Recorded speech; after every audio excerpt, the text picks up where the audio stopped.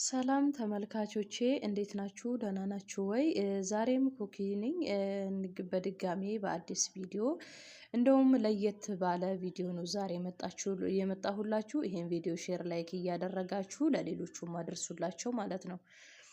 እንግዲህ ወደ ቪዲዮ ስመለስ ከርዕሱ እንዳያችሁት የዝንጅብል አስገራሚ ጥቅሞች በተለይ እኛ አረብ ሀገር ያለን እህቶች ማለት ነው። በተለይ እኔ እግዚአብሔር በሚያውቀው ራሴ ተጠቅሜ ጥቅም ያገኘሁበት በተለይ ለትንሽም ለትልቅም እንደ ፓራስታሙል የተለያየ ነገር የምትወስዱና ይሄንን ነገር ግን የተፈጥሮ ይሄንን ዝንጅብል በማዳም ኩሽና አይጠፋም። ይሄን ነገር ብትጠቀሙት ምን አይነት አስገራሚ ለውጥ ለህይወታችሁ ጤንነታችሁ ላይ እንደምታገኙ ነው የምነግራችሁ ማለት ነው።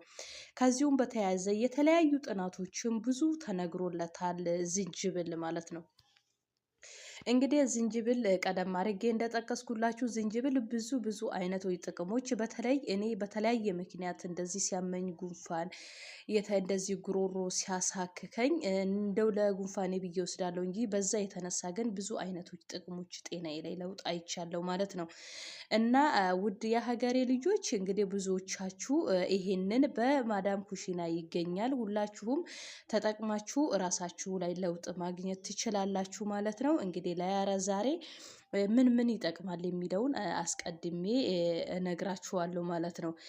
የመመገብ መፈጨትን እንደ አንደኛ ብዬ ያስኩት የምግብ መፈጨትን በጣም ያስተካክላል። በተለይ አንዳንዴ ምግብ በልተን አዳጅስት አልሆን ሆድ ነፍቶ ብቻ ቁጭ የሚል ከሆነ በሻይ መልኩ ከወሰዳችሁት በጣም የምግብ መፈጨትን ያስተካክላል ማለት ነው ዝንጅብል።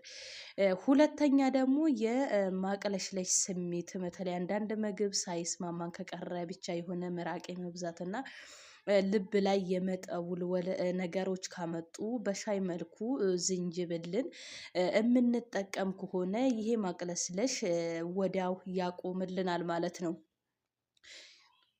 ሶስተኛ ብዬ ያስኩት ደግሞ ጡንቻ ህመምን በጣም ያስታግሳል። በተለይ እንግዲህ አብዛኞቻችን ቆመን ወደዛ ወደዚህ ቁጭ ብድግ ብዙ ነገር ስደት ላይ ያለውን ታውቁታላችሁ። በዛ ሰዓት የተለያየ የጡንቻ ህመሞችን ይሄንንም በሻይ መልኩ ብንወስድ ስለ እውነት ነው የምነግራችሁ ጤናችሁ ላይ ትልቅ ለውጥ ታያላችሁ።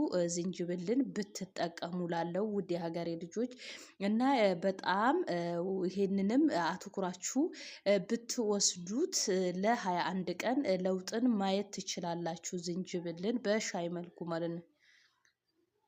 እና እንደዛውም የመገጣጠሚያንም ለማስታገስ ዋጋ በጣም ከፍተኛ አስተዋጽኦ ያደርጋል ማለት ነው። ሌላው እንደ አምስተኛ የያዝኩት የልብ በሽታን ያስታግሳል። በተለይ አንዳንዴ ሙቀት ሲሆን ወደ ላይ ወደ ታይ ብርድ ሲሆን እንዲህ ልብ ላይ በተለይ እንደዚህ 24 ሰዓት አዘውትረን ጡት ማዣ የምንለብስ እህቶች የመታፈን ባህሪ ብዙዎቹ እዚህ ጋር ያመኛል ጡት በተለይ እንደዚህ እንትን መሃል ላይ የምትሉ የልብ ህመምን ስለ እውነት በጣም ያስታግሳል። ልብ ህመም በቶሎ እንዳንጋለጥ እጅግ ትልቅ አስተዋጽኦ ያደርጋል ዝንጅብል ማለት ነው። እንደዛ ነው።